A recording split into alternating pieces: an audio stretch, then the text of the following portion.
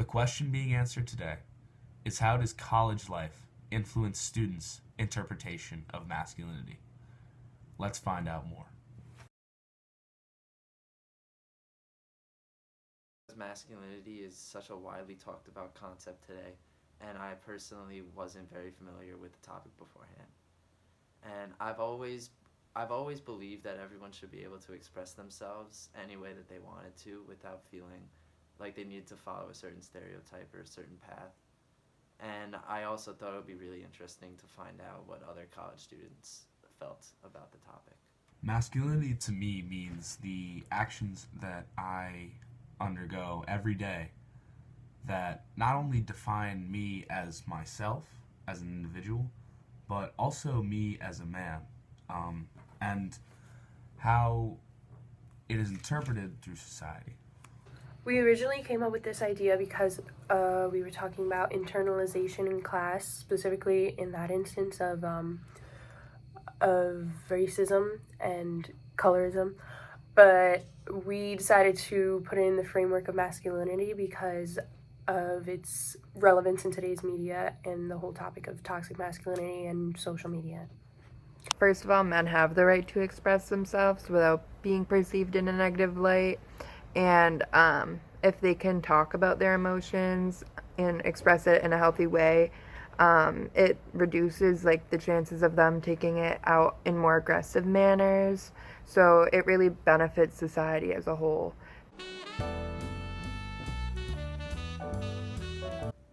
So one theme from the course that we're incorporating into our project is stereotypes. So we wanted to see if stereotypes about college men have been internalized by those men and by those women, which would impact how they view college men.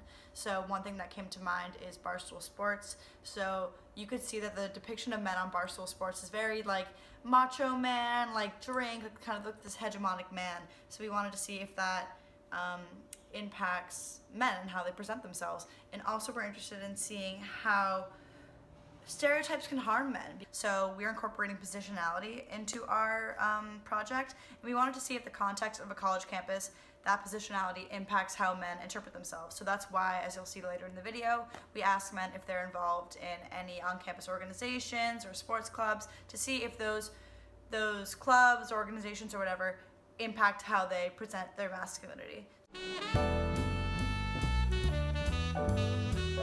A huge reason why many men drink alcohol is because it gives them the feeling of being in power. The author of this journal explains how men who want to feel more masculine, they love the feeling of being in power, even in reality, if it means they don't have any power at all. And alcohol satisfies this feeling of power perfectly. To female survey respondents, masculinity is associated with strength, leadership, responsibility, confidence, and a lack of emotion. These characteristics have been exhibited in their experience through athleticism, most notably in co-ed athletic clubs, aggression, or condescension. They believe dominant college culture defined masculinity as objectifying women, violence, and recklessness. All female respondents agreed the way masculinity has been shaped by society is toxic because of its repressive attitude towards emotion and, in turn, encouragement of violence as an outlet. They also all agreed that women aid in perpetuating this. Due to men's ability to express themselves in a hegemonic society, it forces them into strict roles. In response to this, men are more likely to act out in violence, and drinking culture also has a big role in that, as well as stereotypes of being a macho man and of being tough and of getting with a lot of girls, and all of that kind of has a role in promoting toxic masculinity and causing violence.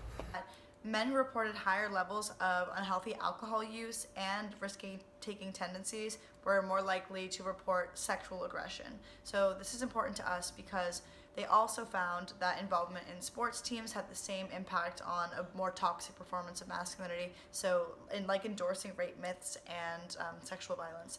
So this is important to us because we want to look at positionality and how these things like sports teams and binge drinking environment impact masculinity, those two things which are really prevalent on college campuses. While all male respondents stated that they found UMass to be an accepting environment, they agree with female respondents that dominant college culture portrays masculinity in a negative, unrealistic way.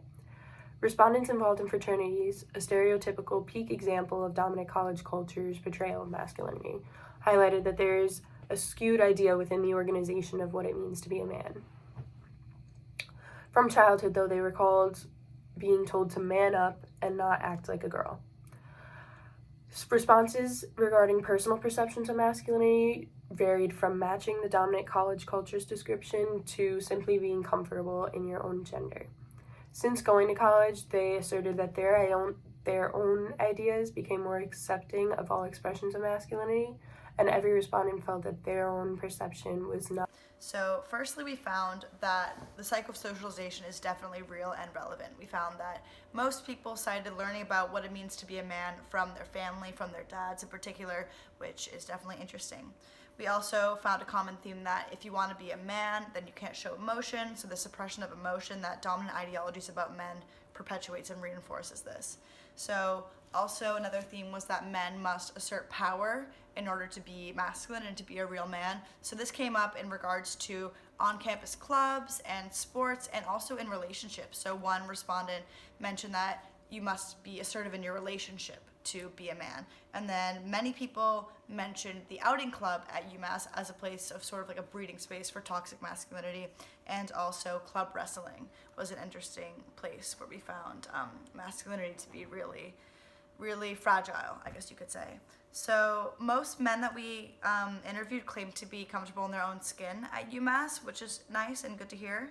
So also men feel like they have to protect women in regards to getting home safe, like after a night out or something, which is again asserting that power over women and saying, you know, I have the power to make sure that you get home safe, like you don't have that ability type thing.